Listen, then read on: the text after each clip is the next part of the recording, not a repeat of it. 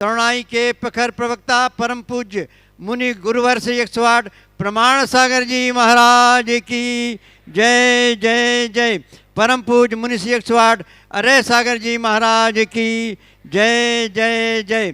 प्रिय बंधुओं, तीर्थराज श्री सम्मेद शिखर जी शाश्वत सिद्ध क्षेत्र की तलहटी में स्थित गुणायतन परिसर में यहाँ उपस्थित सभी श्रद्धालुओं का एवं देश विदेश से जुड़े हुए उन सभी श्रोताओं का जो घर बैठे आज के इस शंका समाधान के कार्यक्रम को सीधा प्रसारण पारस चैनल के माध्यम से देख सुन रहे हैं, उन सभी का गुणायतन और सेवायतन परिवार की ओर से मैं आपका बहुत बहुत हार्दिक अभिनंदन करता हूं।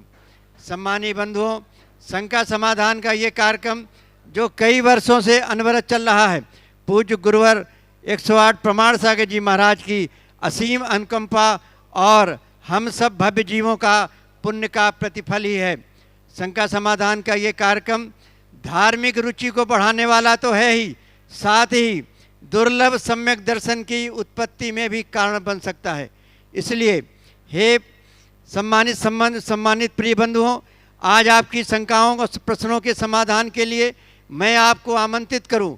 इसके पूर्व इस पावन पवित्र मंच पर जहां द्वय मुनिराज हमारे साक्षात गुरुवर विराजमान हैं, उनके मंगल आशीर्वाद के लिए हम सभी पूज्य गुरुवर के पवित्र पावन चरणों में त्रिवार नमोस्तु निवेदित करते हैं। हे गुरुवर, हे स्वामी, नमोस्तु नमोस्तु नमोस्तु।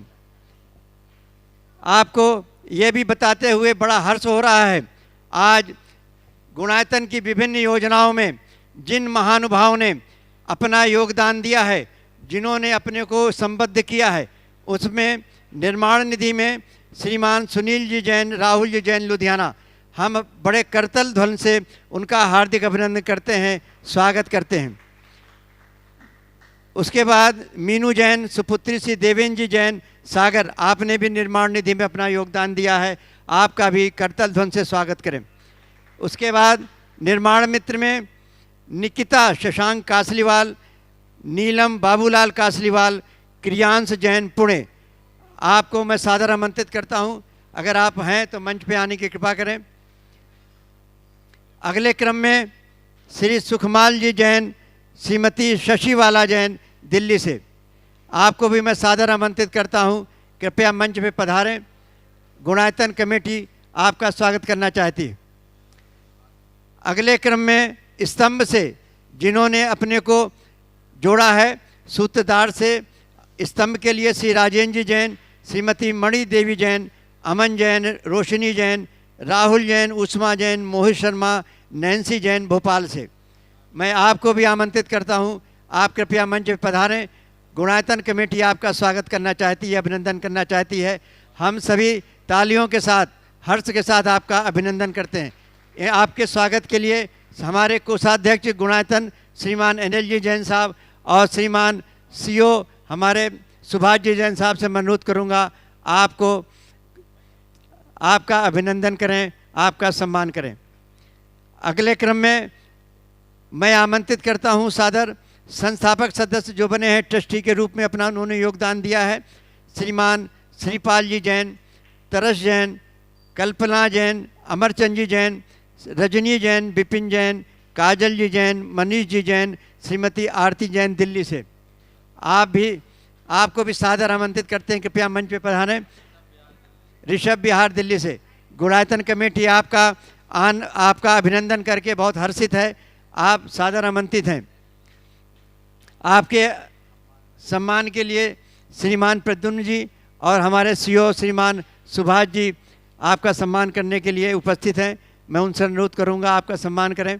अगले क्रम में दिल्ली से ही श्री राकेश जी जैन, सुदेश जी जैन, सचिन जैन, मेघा जैन, गर्व जैन, पर्व जैन, प्राची, आशीष जैन, धैर्य जैन, ध्यान जैन, आपको भी मैं सादर आमंत्रित करता हूं, कृपा करके आप मंच पे पधारें।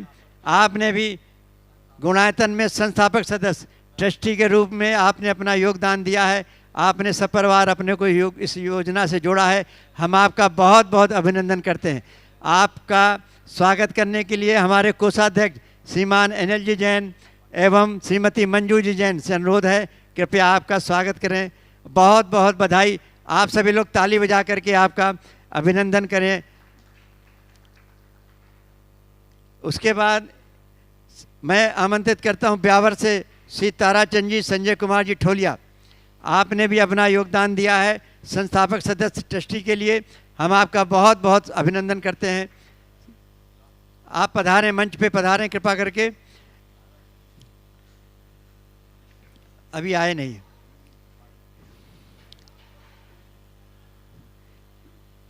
गुरुवर, आपकी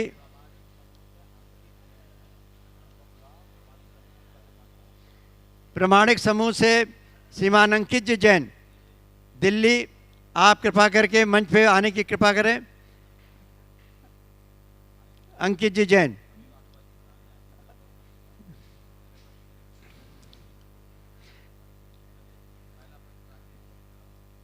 प्रथम प्रश्न के लिए मैं सादर आमंत्रित करता हूं श्रीमान राकेश जी जैन, जो आज ही ट्रस्टी के रूप में जिन्होंने अपने को गुणायतन से जोड़ा है। कृपया अपने प्रश्न के लिए उपस्थित हों। आइए, आप दोनों लोग सपत्नी पधारें प्रथम प्रश्न के लिए। और दूसरे क्रम में श्रीमान श्रीपाल जी जैन, आपने भी अपना योगदान दिया है ट्रस्टी के रूप में। अमरचंद जी जैन, तरस जी जैन, आप अपने प्रश्न के साथ अगले क्रम में तैयार रहेंगे।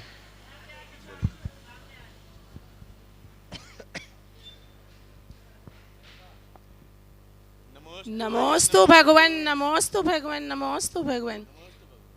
हे महाराज श्री, मेरा प्रश्न है कि सम्यक दर्शन हमें कैसे प्राप्त हो, इसमें क्या हमें करना चाहिए? बहुत सुंदर कृपया प्रश्न है। मार्गदर्शन कीजिए। सम्यक दर्शन हमारे मोक्ष मार्ग की पहली सीढ़ी है। बिना सम्यक दर्शन के हमारा कल्याण नहीं हो सकता, और सम्यक दर्शन की भावना प्रत्येक व्यक्ति को करनी चाहिए। सवाल है सम्यक दर्शन की उपलब्धि का। ये अंतरंग की चीज़ है, इसे हम ऐसा नहीं कह सकते कि हमें एहसास हो कि हमें सम्यक दर्शन हो गया। लेकिन सम्यक दर्शन की प्राप्ति के लिए हमें 4 कार्य करना चाहिए। सबसे पहले सच्चे देव शास्त्र गुरु के प्रति समर्पित रहते हुए उनका अधिकतम सत्संग करना चाहिए। उनके संपर्क में रहने से हमारे भाव और विचार में बहुत बड़ा बदलाव आता है, जो हमारे जीवन की स्थिरता का आधार होता है। दूसरी बात, नित्य तत्व का अभ्यास करना चाहिए। तत्व चिंतन हमारी अंतर्दृष्टि को जगाता है, उद्घाटित करता है, और उससे हमारे जीवन की दिशा और दशा परिवर्तित होती है। तो नियमित तत्व चिंतन का भाव मन में रखना चाहिए। और तीसरी बात, नित्य आत्मचिंतन, आत्मा के बारे में विचार करना चाहिए। अपने आत्मा अनात्मा के स्वरूप का बारंबार चिंतन करते रहने से हमारा सम्यक दर्शन का मार्ग प्रशस्त होता है। समझ गए? और सम्यक दर्शन के एक निमित्त में देव दर्शन भी एक बड़ा कारण है। तो हम ये चारों कारणों को अपनाएं, सम्यक दर्शन की अभिव्यक्ति हो सकती है। नमोस्तु भगवान, नमोस्तु अब भगवान। मैं सादर आमंत्रित करता हूं श्रीमान सुरेंद्र जी जैन, गांधीनगर गुजरात से। और इसी बीच गुरुवर, आप जब तक आ रहे हैं, एक ऑनलाइन प्रश्न है कटनी मध्य प्रदेश से श्रीमती लक्ष्मी जैन, प्रांतीय प्रभारी महिला परिषद से। वो आपके चरणों में त्रिबार नमोस्तु करते हुए कहती है, गुरुवर, एक युक्ति मैंने पढ़ी है, शब्द का भी एक स्वाद होता है। बोलने से पहले चख लीजिए, अगर आपको अच्छा नहीं लगा तो दूसरों को कैसे अच्छा लगेगा। इस युक्ति को जीवन में कैसे चरितार्थ करें, कृपया समाधान करें। फिर से बोलिए। आपके चरणों में नमोस्तु करते हुए कहती हैं कि शब्द का भी एक स्वाद होता है, बोलने से पहले चख लीजिए, अगर आपको अच्छा नहीं लगा तो दूसरों को कैसे अच्छा लगेगा। इस युक्ति को जीवन में कैसे चरितार्थ करें। बस बिल्कुल सही बात है। दूसरों के जो शब्द हमें अच्छे नहीं लगते, समझ लीजिए हमारे वे शब्द औरों को अच्छा नहीं लगेंगे। तो हमने दूसरों के शब्दों का स्वाद चखा है, तो उससे हमें अपने शब्दों का स्वाद का एहसास हो सकता है, और इसी एहसास से व्यक्ति अपने जीवन में मिठास ला सकता है। हाँ, अब श्रीमान सुरेंद्र जी अपना प्रश्न के साथ उपस्थित हैं। और अब मैं आगे अनुरोध करता हूं डॉक्टर अरविंद जी दिवाकर, ललितपुर से। ओ बोलिए। मुनि प्रमाण सागर जी महाराज के चरणों में मेरा और मेरे परिवार की तरफ से कोट से नमन। महाराज जी, मेरी एक जिज्ञासा है कि ससाधन सम्यक दृष्टि का नानाजियों की अपेक्षा जो जगन्य काल, एक समय और उत्कृष्ट काल, पल्योपम का असंख्यात भाग कहा है, तो क्या इतने काल तक इन सभी जीवों का सद्भाव हमेशा पाया जाएगा, और इसके बाद यदि अंतर पड़ेगा तो एक समय यह उत्कर्ष से पल्योपम के असंख्यात भाग प्रमाण काल का अंतर पड़ेगा, तो वो ऐसा कौन सा 3 काल में समय होगा कि जिस समय कोई भी जीव उत्कर्ष काल तक न पाया जाए? कृपया समाधान करें। देखिए, ये शास्त्रों में लिखा है, बिल्कुल आपने जो पढ़ा है बिल्कुल सही पढ़ा और ऐसा ही लिखा है, लेकिन ये नहीं बताया कि ऐसा काल कब आएगा। ये तो केवल ही भगवान के ज्ञान का विषय है, पर कभी भी आ सकता है, हो सकता है अभी भी हो। नमस्ते चलिए भगवान, नमस्ते आगे, भगवान। अगला। डॉक्टर दिवाकर जी नहीं है। ओम। अगले क्रम में मैं सादर आमंत्रित करता हूं देवेंद्र कुमार जैन बेगमगंज से। देवेंद्र जी जैन बेगमगंज। चलिए, उसके बाद मैं आमंत्रित करता हूं श्रीमती सोनल बेन शाह, गांधीनगर, गुजरात। जो उपस्थित है उनको बुला लीजिए पहले। ओम। ओम।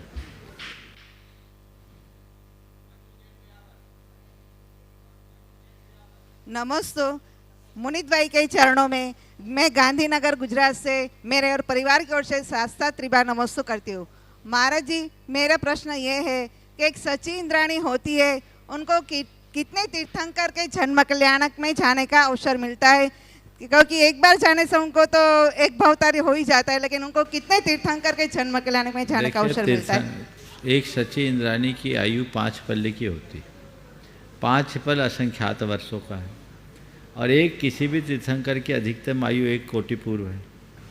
तो ऐसे कोटि पूर्व के असंख्य तीर्थंकरों का, अनगिनत तीर्थंकरों का कल्याण करने का सौभाग्य उसे मिलता है, और यही पुण्य उसे एक भावावतारी बनाता है। नमस्ते नमस्ते। ओ। अब मैं आमंत्रित करता हूं श्रीमती मंजू जैन ब्यावर से, और अगले क्रम में तैयार रहेंगे सुयश जी सिंघई, टीकमगढ़।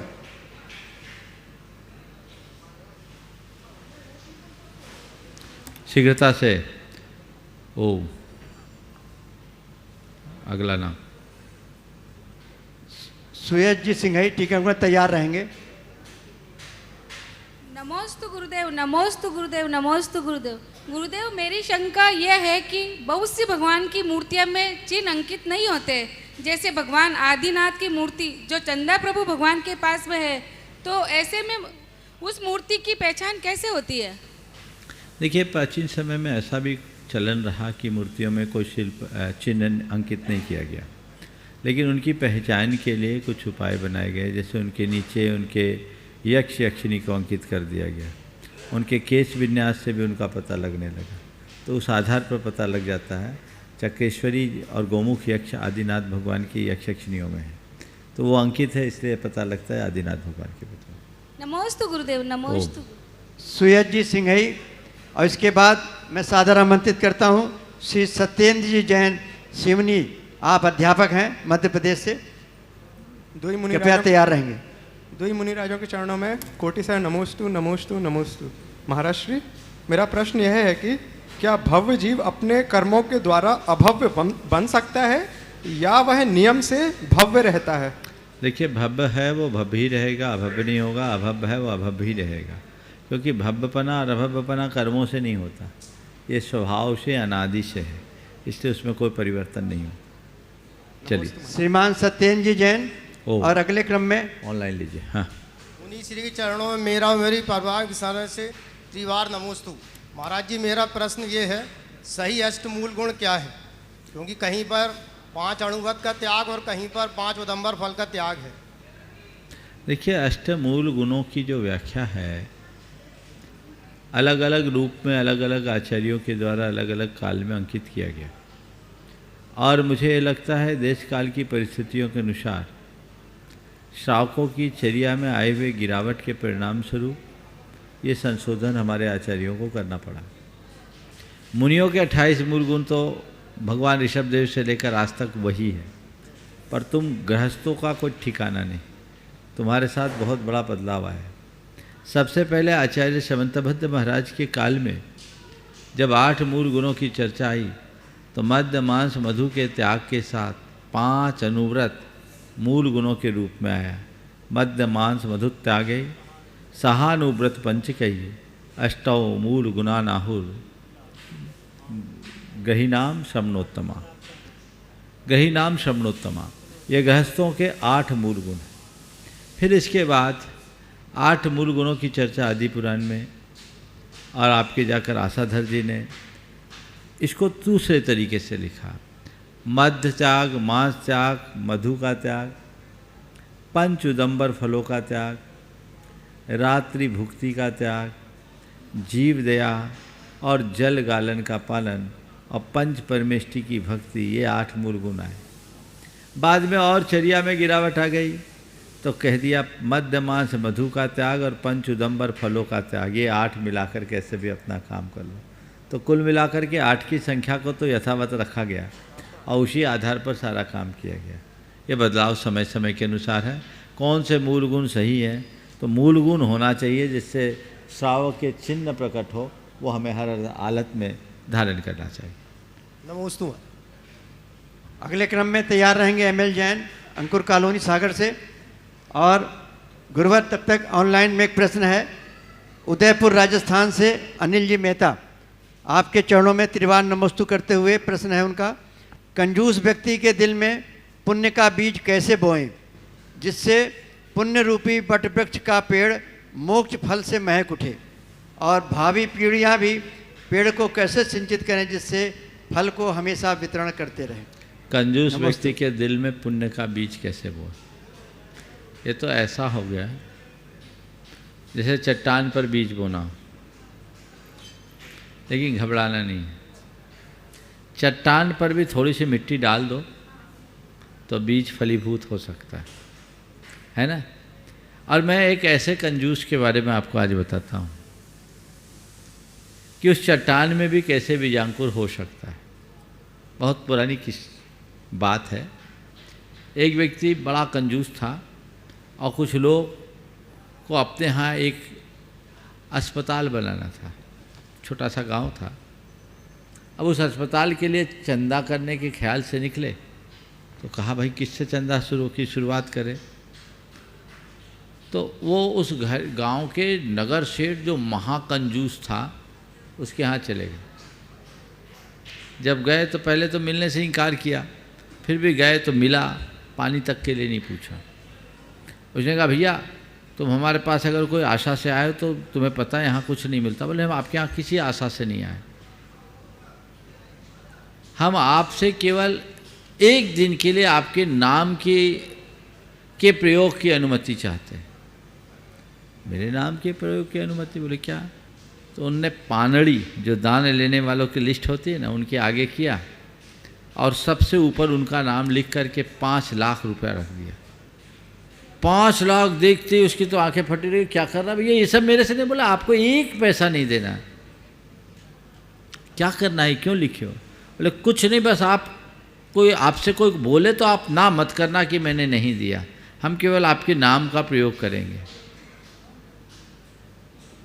भैया तुम लोग मुझे फंसा दोगे, मैं ऐसा नहीं करूँगा। बोले हम आपको एक एफिडेविट लिख के दे देते हैं कि हम 1 दिन के लिए आपके नाम का भर प्रयोग करेंगे।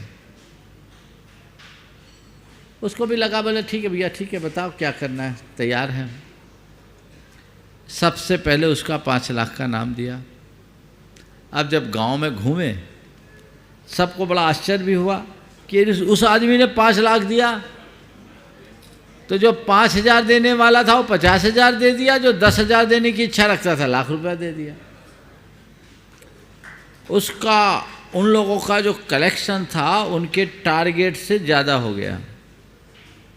अगले दिन आभार सहित उनका नाम वापस करने के लिए वे लोग जब उसके घर पहुँचे तो जैसे ही खबर पहुँची वो आदमी खुद चल करके उसको लेने आया, अंदर बिठाया, सबको दूध पिलाया। लोगों को बड़ा आश्चर्य हुआ, ये हृदय परिवर्तन कैसे हो गया। ये लोग नाम वापस करने को थे तो उसने 5 लाख कैश निकाल कर सामने रख दिया। बोला ये लो भाई। लोगों को लगा ये सर्जरी कैसे हो गई, ये हृदय परिवर्तन कैसा। जो आदमी 5 पैसा देने को राजी नहीं, आज 5 लाख एक मुश्त किस कैश दे रहा है। उस व्यक्ति ने जो बात कही वो आप सबको ध्यान देने योग्य है। बोला मैंने जीवन भर कमाने के सुख को अब तक भोगा, पर मुझे उसमें कोई सुख नहीं मिला। दान देने का सुख क्या होता है ये मुझे आज मालूम पड़ा, जो जीवन भर के कमाने के सुख से भारी है। बोला मैं सोच रहा हूं कि इतना कमाया, मेरी कोई प्रशंसा नहीं किया, पर कल केवल मैंने नाम के लिए दान दिखाया, मुझे सैकड़ों लोगों का बधाई संदेश मिला, तो मुझे लगा अरे नाम के लिए दान देने से इतना यश मिलता है, तो दान के लिए दान देने वाले को क्या होगा। मेरी आंखें तुम लोगों ने खोल दी है, और मेरा एक निवेदन है, आगे से जब कभी कोई अच्छा कार्य करना हो तो उसकी शुरुआत मेरे घर से करना। समझ गए? तो ये है पत्थर पर पेड़ उगाड़ना। समझ गए? थोड़ी सी मिट्टी भर डालने की देर है। आगे अगले क्रम में मैं आमंत्रित करता हूं श्रीमती नीना दिवाकर ललितपुर से। और गुरुवर, इसी बीच एक ऑनलाइन प्रश्न और है आपकी सेवा में। आपके चरणों में 3 बार नमस्तु करते हुए कुचामन सिटी राजस्थान से नेमी चंद जी जैन कह रहे हैं, नमस्तु गुरुवर, जीवन एक यात्रा है, इसे जमकर जियो तो मानो मौज है, और नहीं तो समस्या तो रोज है, इसे कैसे समझावें। जीवन एक यात्रा, जमकर जियो तो मौज है, नहीं तो समस्या तो रोज है। बिल्कुल ठीक है। जो जीने का तरीका जानते हैं और जीवन की हर स्थितियों में अपने आप को सहज बनाए रखने की क्षमता रखते हैं, उनके लिए मौज है, नहीं तो समस्या रोज है। जीवन तुम्हारा है, जीना तुम्हें है, बस तय ये करना है कि कैसे जीना है। जो जैसे जीता है उसके जीवन का रस वैसा ही होता है। वीरेंद्र कुमार जी, आपकी पर्ची में आपके शहर का नाम नहीं लिखा हुआ है, अगर उपस्थित हो तो आ जाएं। हाँ। गुरुवर, अगला ऑनलाइन एक प्रश्न है बिनौली बागपत से नितिन जैन। आपके चरणों में बारंबार नमन करते हुए कहते हैं, महाराज श्री, किसी ने क्या खूब कहा है कि पल्लू के छोर में रुपए बांध कर रखती थी, एक छोटा सा एटीएम मेरी माँ भी रखती थी। तो महाराज श्री, मेरी शंका ये है, जो खुशी माँ के पल्लू में बंधे 1 रुपये के मिलने पर होती थी, वो खुशी आज एटीएम के 10,000 रुपये मिलने पर भी नहीं मिलती है। तो महाराज श्री, वो बचपन कहाँ से लाएं, समाधान दीजिए। नमोस्तु नमोस्तु नमोस्तु। बात बिल्कुल ठीक है। माँ के पल्लू से निकला 1 रुपया जो खुशी देता था, एटीएम से निकलने वाला 10,000 भी वो खुशी नहीं देता। ये यथार्थ है। पहले ये हम समझे कि ये खुशी क्यों नहीं मिलती। पहली बात तो ये, पल्लू से जो माँ से मिलता है ना, वो माँ का धन होता है, और माँ का धन केवल धन नहीं होता, वो उसके साथ उनकी ममता का पुट भी होता है जो आनंद देता है। और एटीएम से जो निकलता है ना, वो तुम्हारे ही जेब का धन है जो वहाँ से निकल रहा है, किसी गौर कार का नहीं। इसलिए एटीएम का निकालते समय भी तुम्हें लगता है कि ये मेरा माल जा रहा है। तुमने पूछा है कि पुराने समय जैसा बचपन हम कैसे ले आए। बस कुछ नहीं करो, बचपन जैसी निश्चलता हृदय में आ जाए तो आज भी वही बचपन है। और वो कब आएगा? जब हम अपना ईगो कम करेंगे, अपने अहम को कम करेंगे। थोड़ा अतीत में लौटो, रोज़ लड़ाई होती, रोज़ कट्टी होती थी, लेकिन थोड़ी देर पहले कट्टी और 5 मिनट बाद एक दूसरे के गले में हाथ डाल करके चलते थे। दोस्ती होते देर नहीं लगती। बचपन में कट्टी होती तुरंत दोस्ती हो जाती है, बड़े होने के बाद कट्टी नहीं होती, लोग ही कट जाते हैं। ये जो सोच है इसे बदलना होगा, और इसकी मूल वजह हमारे भीतर का ईगो है। हमारी ये ईगोइस्ट वृत्ति हमें कहीं का नहीं रहने देगी। इसलिए जीवन में बदलाव बहुत आवश्यक है। गुरुदेव, प्रिय सम्मानित बंधुओं, गुरुदेव के चरणों में मेरे और मेरे परिवार की, हम खेरवाड़ा समाज की ओर से नमोस्तु नमोस्तु नमोस्तु गुरुदेव। मेरी जिज्ञासा गुरुदेव यह है कि तीर्थंकर के जो चिन्ह होते हैं वो हमेशा हर के राइट में होता है मुंह, लेकिन किसी किसी के लेफ्ट में होता है। फिर से बोलिए, अच्छे से आवाज़ नहीं आ रही। मेरी जिज्ञासा है गुरुदेव,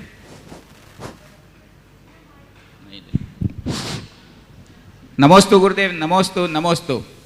मेरी जिज्ञासा यह है गुरुदेव कि 24 तीर्थंकर जो होते हैं उनके चिन्ह जो होते हैं वो सभी के करीब करीब मुंह राइट में होते हैं, लेकिन किसी किसी के लेफ्ट में होते हैं, तो उनका क्या कारण है? जैसे में- आदिनाथ भगवान का मुंह है, जैसे महेश स्वामी का मुंह है शेर का, वो इनके अपने राइट हैंड की तरफ से यूं होता है, अपने राइट से लेफ्ट जाता है। लेफ्ट में मुंह कैसे होता है, मत मेरा कहना है। वो शिल्पी की कमी है, राइट से लेफ्ट ही होना चाहिए। चलिए नमस्ते गुरुदेव, नमस्ते नमस्ते। अगला। सभी सम्मानित बंधुओं को एक सूचना देना चाहूँगा। आगामी अष्टानिका महापर्व जो 10 मार्च से प्रारंभ हो रहा है, उसके शुभ पावन अवसर पर अपने गुणायतन परिसर में परम पूज्य गुरुवर 108 श्री प्रमाण सागर जी महाराज, 108 श्री अरे सागर जी महाराज के परम सानिध्य में संस्कृत भाषा में श्री सच सिद्ध चक्र मंडल महाविधान का आयोजन सुनिश्चित किया गया है। गुणायतन कमेटी आप सबको उस दुर्लभ सातिशय पुण्य का बंद कराने वाले विधान में शामिल होने के लिए आमंत्रित करती है।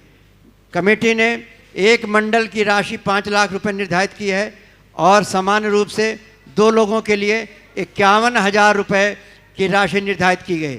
आप लोग शीघ्र ही अपना मानस बनाएं, बहुत कम सीटें बची हैं। आप अपना नाम आरक्षित कराएं, सभी सुविधाओं से अपने को जोड़ें जिससे कमेटी आपकी सारी सुविधाओं की व्यवस्था कर सके।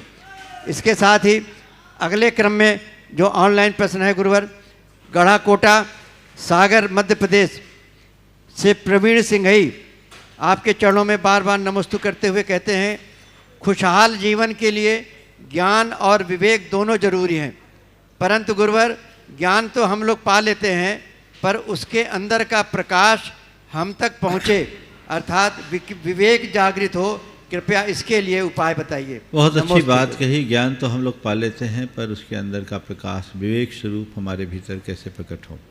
देखिए, इसे थोड़ा अच्छे से समझने की ज़रूरत है। ज्ञान और विवेक, ज्ञान किताबों से पढ़ कर के पाया जा सकता है, विवेक अनुभव से घटता है। अगर हम अनुभव का लाभ उठाएं और अनुभवी लोगों के संपर्क और संसर्ग में रहें तो हमारे अंदर का विवेक अपने आप जगता है। ज्ञान यानी सूचनाओं का संग्रह, विवेक यानी समझ, वो अंदर की समझ होती है। बिना विवेक के हमारे ज्ञान का कोई अर्थ नहीं, इसलिए ज्ञान के साथ विवेक तो होना ही चाहिए। और ये धीरे धीरे जैसे जैसे अनुभव बढ़ता है, मनुष्य की विवेक की आंखें खुलती जाती है। सत्संग समागम भी विवेक को खोलने में निमित्त बनती है। ओम, आगे बढ़िए। अगला प्रश्न मौजपुर दिल्ली से श्रीमती सपना जी जैन गुरुवर आपके चरणों में नमस्तु करते हुए कहती हैं, जिंदगी की परीक्षा में कोई नंबर नहीं मिलते, लोग आपको जगह दे दें तो समझ लो कि आप परीक्षा में पास हो गए। ऐसा हम क्या पुरुषार्थ करें जीवन की परीक्षा में पास होते रहें। नमोस्तु भगवान। जीवन की परीक्षा में पास होना चाहते हो तो जो भी पेपर आया, जैसा भी आया, उसे लिखना शुरू कर दो, स्वीकार कर दो। जीवन की परीक्षा में देखिए, एक पढ़ाई की परीक्षा में और जीवन की परीक्षा में बड़ा अंतर है। पढ़ाई की परीक्षा में हम जो लिखते हैं उसके अनुरूप हमें मार्क्स मिलते हैं। जीवन की परीक्षा में हम जैसा जीते हैं उसके अनुरूप हमें मार्क्स मिलते हैं। अगर जीवन की परीक्षा में हमें 100% अंक लाना है तो उसका एक ही रास्ता है, जीवन में जो घटे जैसा घटे सहज रूप से स्वीकार कर लो, कभी विफल नहीं होगे, 100% सफल होगे। जब हम उसके साथ अपना इष्ट अनिष्ट संकल्प विकल्प जोड़ देते हैं तो हमारे नंबर कटने लगते हैं। हमारे अंदर का दुख, उद्वेग, बेचैनी, व्याकुलता, ये सब हमारे माइनस मार्किंग है जो हमें पीछे ले जाते हैं। और हमारे हृदय की प्रसन्नता, क्षमता, सरलता, सहजता, ये हमारे जीवन के अंक हैं जो हमें आगे बढ़ाते हैं। तो जितनी क्षमता, संतोष और संयम हमारे अंदर हो, धैर्य हमारे अंदर हो, समझ लेना हम अपने जीवन की परीक्षा में उतने ही अधिक अंक प्राप्त करेंगे और जीवन को आगे बढ़ा सकेंगे। इसके बाद गुरुवर एक प्रश्न और है, मध्य प्रदेश से तेंदुखेड़ा से दमोह से दर्शिका जैन आपके चरणों में नमस्तु करते हुए कह रही हैं, गुरुदेव मेरा भगवान पर विश्वास है, लेकिन यदि कोई मुझसे पूछे कि भगवान की ऐसी कौन सी बात प्रेरित करती है जिस पे उनका विश्वास है, तो मेरे पास कोई जवाब नहीं होता। तो हे गुरुदेव, मेरा प्रश्न ये है, अगर हम किसी पर विश्वास करते हैं तो वे कौन से तथ्य हैं जिनसे पता लग जाए कि हमारा उन पर विश्वास है? बहुत अच्छा सवाल किया है। मेरा भगवान पर विश्वास है, पर मुझे ये पता नहीं, कोई पूछे तो मैं ये नहीं बता सकता कि ऐसी कौन सी बात है जो तुम्हें प्रेरित करती है। तो ऐसी बातों को हम कैसे जाने जिन पर हम विश्वास करते हैं, उनके लिए प्रेरक तत्व कैसे जाने? सबसे पहले अगर भगवान पर विश्वास है, इसका पता लगाना है, तो अपने आप पर विश्वास करो, अपने आप पर विश्वास करो। जब तक तुम्हारी आत्मा पर तुम्हारा विश्वास नहीं, तो भगवान पर विश्वास होना न होना एक बात की। भगवान पर विश्वास होने का मतलब जानो। अगर भगवान पर विश्वास होगा तो प्रेरणा जरूर मिलेगी। आपसे, मुझसे अगर ये कोई सवाल पूछे कि आपका भगवान पर विश्वास है, तो ऐसी कौन सी बात है जो प्रेरित करती है, तो उस संदर्भ में मैं यही कहूँगा, मेरा भगवान पर विश्वास केवल इसलिए है क्योंकि भगवान के होने से मुझे मेरे होने का एहसास होता है। यही प्रेरणा है। उनके स्वरूप में मुझे मेरा स्वरूप दिखता है।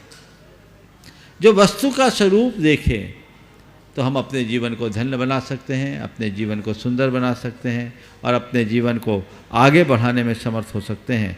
ऐसी दृष्टि, ऐसी भावना, ऐसी प्रक्रिया अपने जीवन में आ जाए तो प्रेरणा अपने आप मिलेगी। जिसको हम अपना श्रद्धेय समझते हैं, उसकी तरफ अगर दृष्टि होगी तो हम अपने जीवन को सुखी बना सकते। गुणायतन कमेटी के माननीय शैलेंद्र जी साहब, प्रशासक, मुख्य प्रशासक और कोषाध्यक्ष श्रीमान NL जैन साहब से मैं अनुरोध करता हूं, कृपया आपका सम्मान करने की कृपा करें। श्रीमान कपूर चंद जी साहब से भी अनुरोध है, वो भी कृपया, और आप सभी लोग ताली बजाकर अनुमोदना करें करतल ध्वनि से।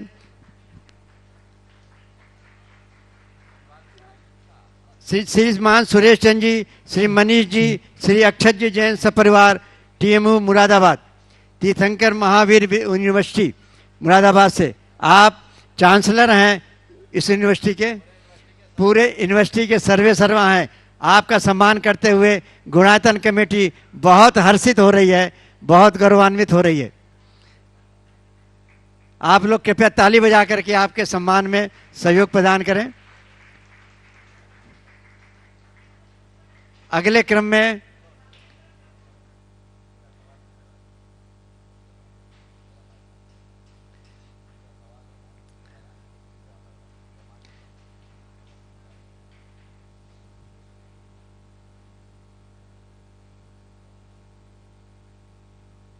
अंकित जी प्रमाणिक समूह से।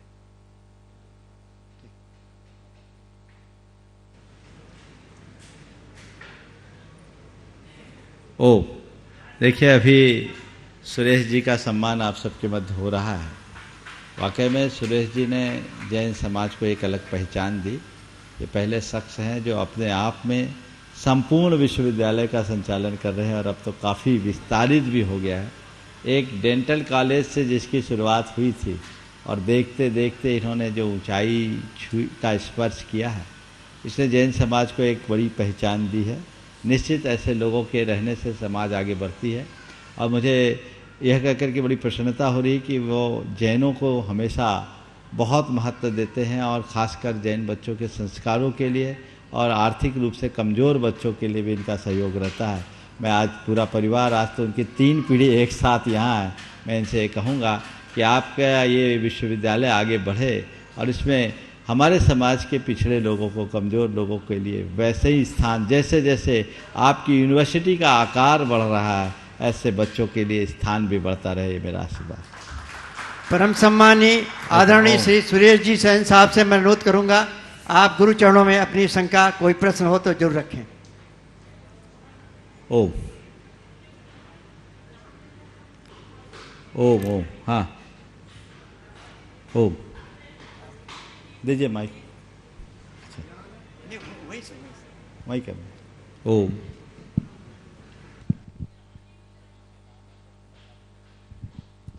जिन किसी को भी अपने प्रश्न प्रेषित करने हो तो पर्ची भेज सकते हैं।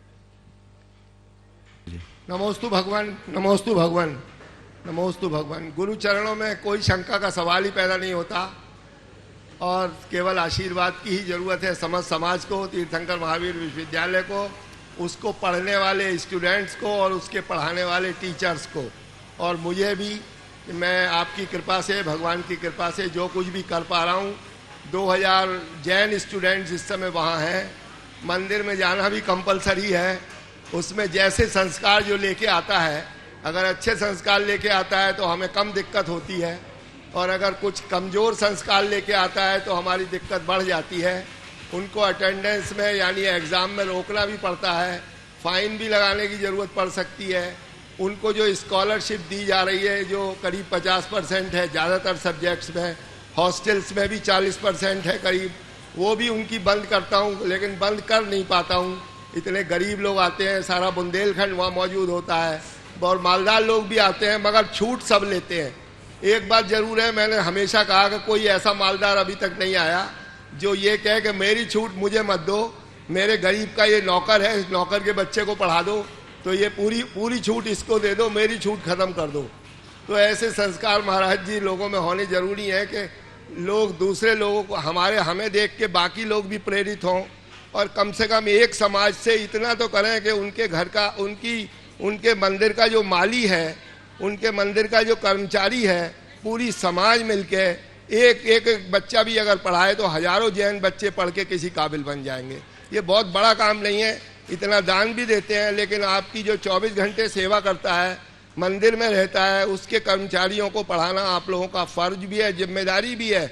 आधी जिम्मेदारी उनकी भी मैं लेने को तैयार हूँ, आधी तो पूरी समाज मिलके कम से कम ले सकती है। महाराज जी ऐसा लोगों में अगर आए तो काफ़ी बच्चों का कल्याण हो जाएगा।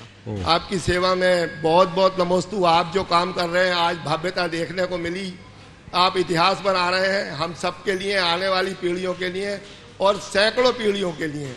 जो अभी कभी यहाँ आएगा तो जो लोग कहते हैं कि श्वेतांबर लोग बहुत अच्छे मंदिर बनाते हैं, तो वो कम से कम अपना आइडिया बदलेगा कि हम उनसे भी अच्छे बनाते हैं। जय हो महाराज जी, जय हो महाराज जी। देखिए, सुरेश जी ने एक बात बहुत अच्छी कही और एक पंक्ति में मैं इनकी बात पर अपनी सहमति जताते हुए कहूँगा कि समर्थ लोगों को चाहिए कि वह असमर्थों को आगे बढ़ाए, और हर समर्थ व्यक्ति यदि एक असमर्थ को आगे बढ़ाने में जुट जाए तो हमारी समाज में कोई भी असमर्थ ना बचे। इसलिए ऐसा होना ही चाहिए। बहुत बहुत आशीर्वाद। ओ हाँ, बहुत ही आदर के साथ मैं आमंत्रित कर रहा हूँ श्रीमान अंकित जी जैन, सपत्नीक मंच पे पधारें। प्रामाणिक समूह में आप सेवा दे रहे हैं। ओ हाँ, गुणायतन परिवार आपका सम्मान करके हर्षित होगा, और मैं आपके सम्मान के लिए आमंत्रित करता हूँ श्रीमान जल्दी बोलो, NL जैन साहब और श्रीमान शैलेंद्र जी जैन साहब और प्रद्युम्न जी। आइए साहब, पूरे परिवार को बुलाओ, उसके माता पिता को बुलाओ। आपके माता पिता को भी मैं सादर आमंत्रित करता हूँ, आप भी मंच पे आने की कृपा करें।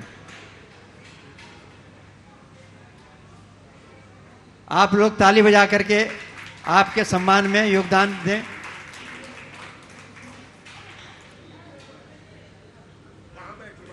हाँ बैठो जरूर।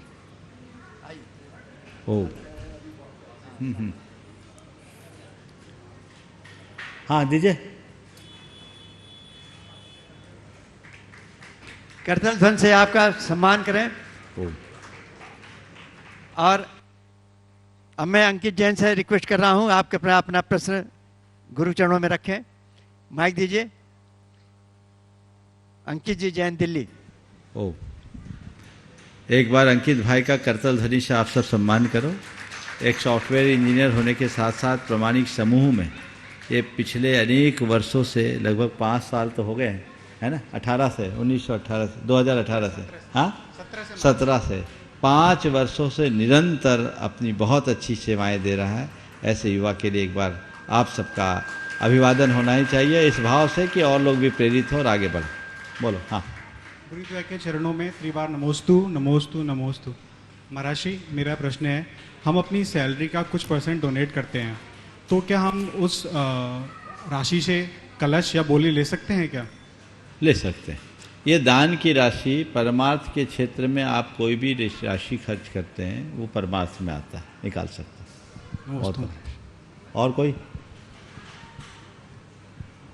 चलिए अगला बोलिए। अब मैं सादर आमंत्रित करता हूं ब्यावर से श्रीमती मंजू जी जैन, श्री सुरेंद्र जी जैन, विकास जी जैन, आकाश जी जैन।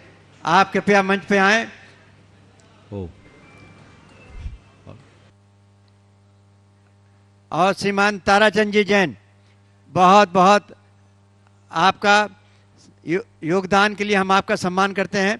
और आपके सम्मान के लिए मैं सादर आमंत्रित करता हूं श्रीमान एनएल जी जैन साहब, श्री कपूर चंद जी और श्रीमती पूनम जी जैन। कृपया आपके सम्मान के लिए उपस्थित होने की कृपा करें। और आप सभी लोग आपके योगदान के लिए हर्ष से के साथ ताली बजाकर अनुमोदना करें। करतल ध्वन से ताली बजाते रहें। ओ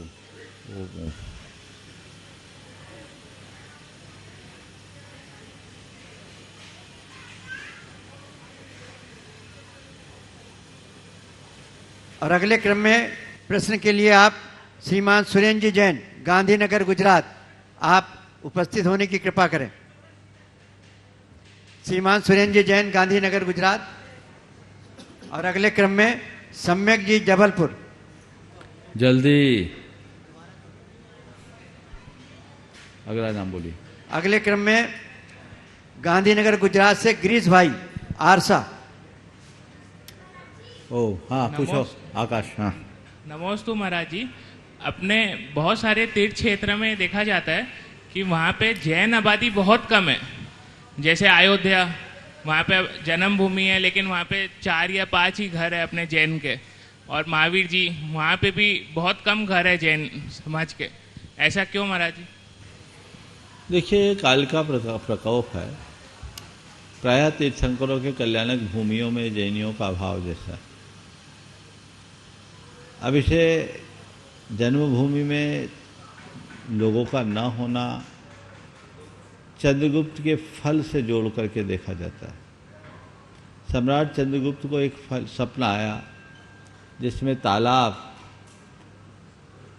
चारों तरफ कमल खिला है, बीच में सूखा है।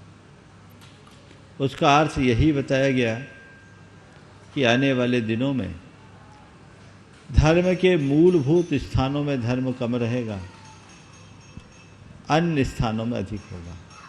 हो सकता है ये उसका ही संकेत। नमोस्तु महाराज। आगे। हाँ, श्रीमान सुरेंद्र जी जैन, गांधीनगर गुजरात। और अगले क्रम में सम्यक जैन, जबलपुर। 8 वर्ष का बालक है गुरुवर। चलिए बोलिए। मुनिद्वय के चरणों में त्रिवार नमोस्तु। भगवान, मेरा प्रश्न यह है कि जैसे ये योग निरोध का जो अंतरंग काल जो है वो तो अंतर्मुहूर्त है, तो और जो हमारे जो तीर्थंकर भगवान जो हुए, तो किन्हीं का 14 दिन का, किन्हीं का 2 दिन का और किन्हीं का 1 महीने का जो काल था योग निरोध का, उसमें क्या गर्भित है? कृपया समाधान करें। बिल्कुल, आप लोग जब बदना के लिए जाते हैं तो वहाँ आप देखते हैं कि 1-1 माह का वहाँ आपके लिए लिखा जाता है उपवास। पहला तो मैं कन्फ्यूजन दूर करना चाहता हूँ। हमारे तीर्थंकर हो या केवली भगवान, केवल ज्ञानोपरांत उन्हें आहार नहीं होता, पूरे जीवन पर्यंत वो उपवास रहते हैं। ये दिगंबर मान्यता है। श्वेतांबर मान्यता के अनुसार केवली भगवान भी हम लोगों की तरह आहार लेते हैं। तो उनके यहाँ 1 माह का उपवास या 14 दिन का उपवास। हमारे 24 तीर्थंकरों में जिस दिन से भगवान ने समोसरण का परित्याग किया, उस दिन के काल से उनका योग निरोध का काल होता है, वो ध्यान में स्थित हो गए। आदिनाथ भगवान ने 14 दिन पूर्व योग धारण किया, महावीर भगवान ने 2 दिन, बाकी शेष तीर्थंकरों ने 1 माह पूर्व वो समोसरण छोड़ करके ध्यान में स्थित हो गए। और उनका योग निरोध उनकी आयु के अंतिम अंतर्मुहूर्त में हुआ। तो योग निरोध का काल तो बस एक अंतर्मुहूर्त है। ये इतने काल तक एक नियोग बस ध्यान में खड़े रहे। ऐसा। नमस्ते भगवान, नमस्ते। हाँ, सम्यक जैन, जबलपुर। और अगले क्रम में गांधीनगर से ही गिरीश भाई, आरसा। नमोस्तु गुरुवर, नमोस्तु महाराज जी। मेरा प्रश्न है कि जो छोटे बच्चे होते हैं, बड़े होके वो अपने माता पिता जी को क्यों भूल जाते हैं? बहुत ही गंभीर सवाल है। छोटे बच्चे बड़े होकर अपने माता पिता को क्यों भूल जाते हैं?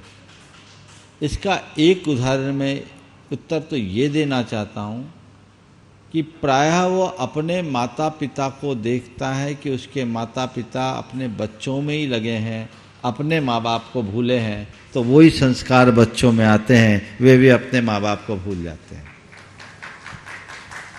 मैं आप लोगों को इस बच्चे के माध्यम से एक संदेश देना चाहता हूँ। आप अगर चाहते हो कि आपका बच्चा आपके जीवन की आखिरी सांस तक आपका सेवक बने रहे, तो अभी से अपने माँ बाप के प्रति समर्पित हो जाओ। बच्चा जो देखेगा वही करेगा। नमोस्तु महाराज। मैं एक परिवार की बात करता हूँ।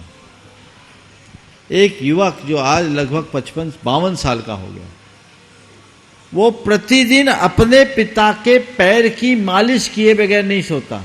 अगर घर में रहेगा आएगा तो अपने पति के पिताजी के पैर, उनके पैर फटे रहते थे बीमारी, तो उसमें कोई मालिश करना और कोई ऑइंटमेंट लगाना, ये रोज का क्रम।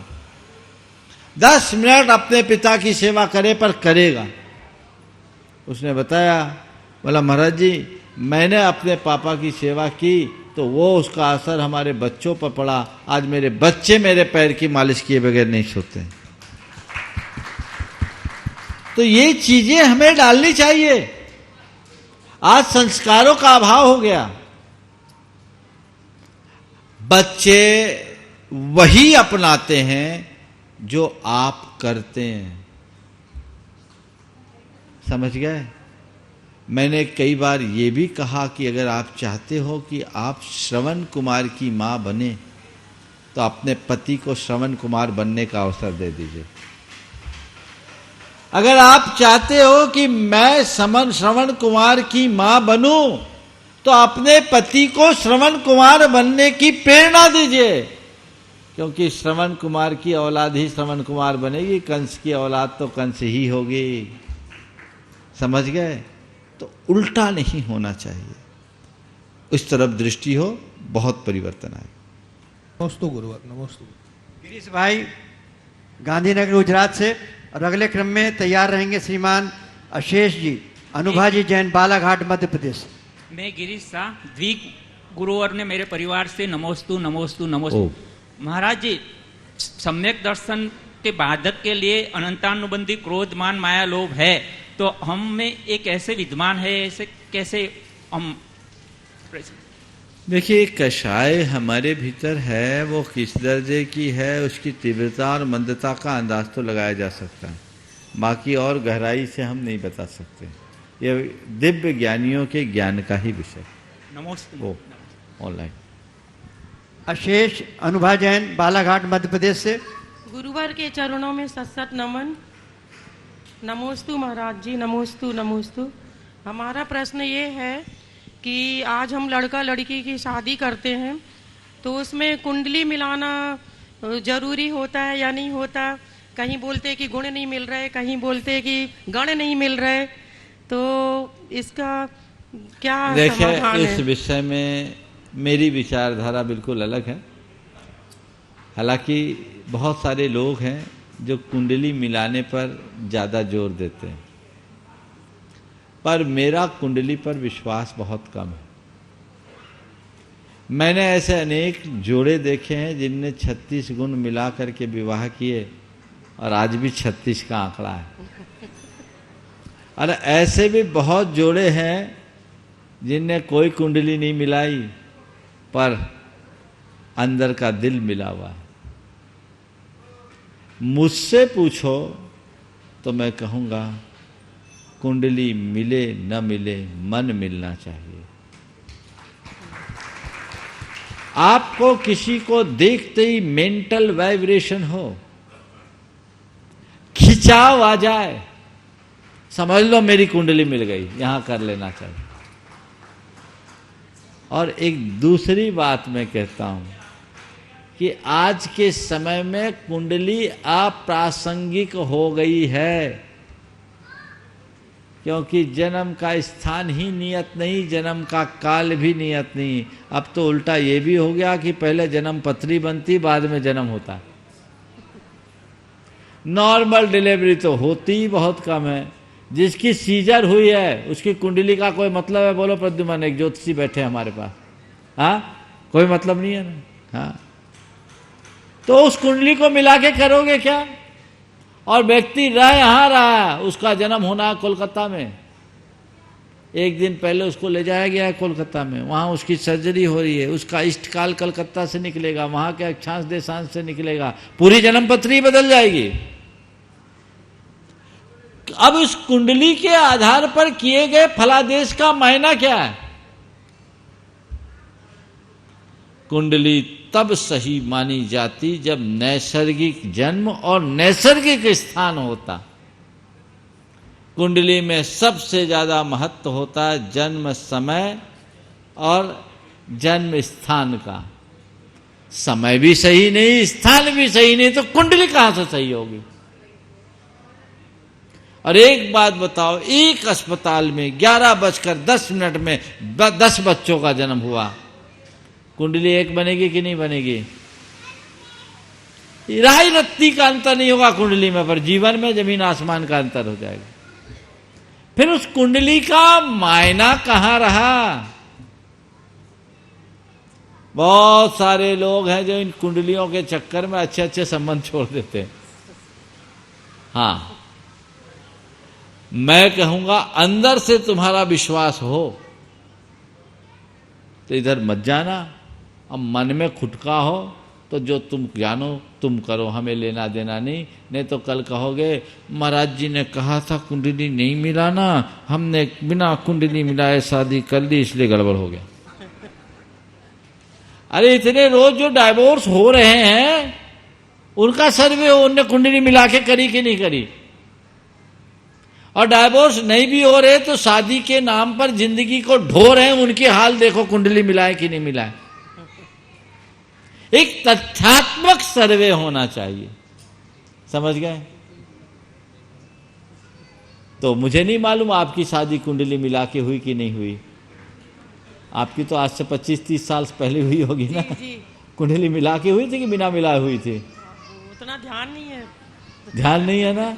पर आज तक कोई दिक्कत है क्या? नहीं, कोई तो भाई ये उदाहरण घर में, फिर इधर उधर क्यों भागते? ठीक है ना? चलिए। श्री बहन जी जैन, पत्रकार, इंदौर मध्य प्रदेश से, गुरुवार आपके चरणों में त्रिवार नमोस्तु करते हुए निवेदन कर रहे हैं। आनंद और खुशी दोनों को पाने के लिए लोग तरह तरह के उपक्रम करते रहते हैं। उपक्रम के लिए धन को आनंद का केंद्र मानते हैं। महाराज जी, क्या आनंद और खुशी धन मिलने में अथवा मन मिलने से? कृपया मार्गदर्शन कीजिए।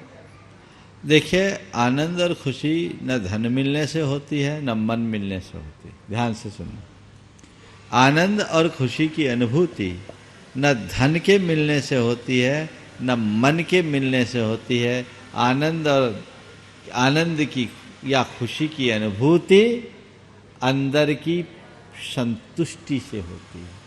आत्म संतोष ही आनंद का मूल है। इसलिए जो काम करो आत्मतोष के साथ करो, आत्म संतुष्टि के साथ करो, ताकि हम अपने जीवन को और बेहतर बना सकें। लीजिए। एक कुमारी नम्रता पाटिल, सांगली महाराष्ट्र से, आप कृपया अपने प्रश्न के साथ उपस्थित हों, शीघ्रता करेंगे और अगले क्रम में तैयार रहेंगे। मान्या जैन, मणिपुर, इम्फाल से, शीघ्रता से। हाँ, बोलिए। गुरुवर के चरणों में त्रिवार नमोस्तु।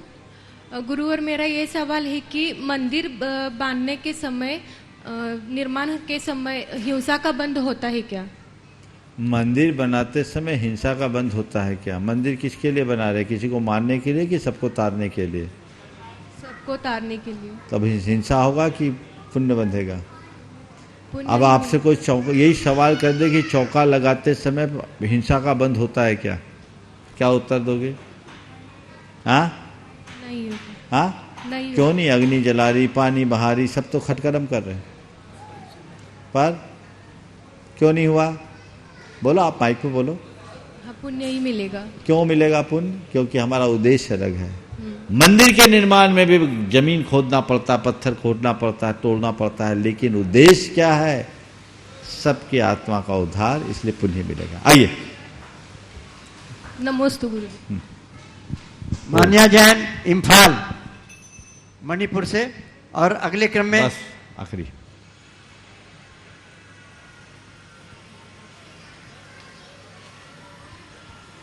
नमोस्तु गुरुवर।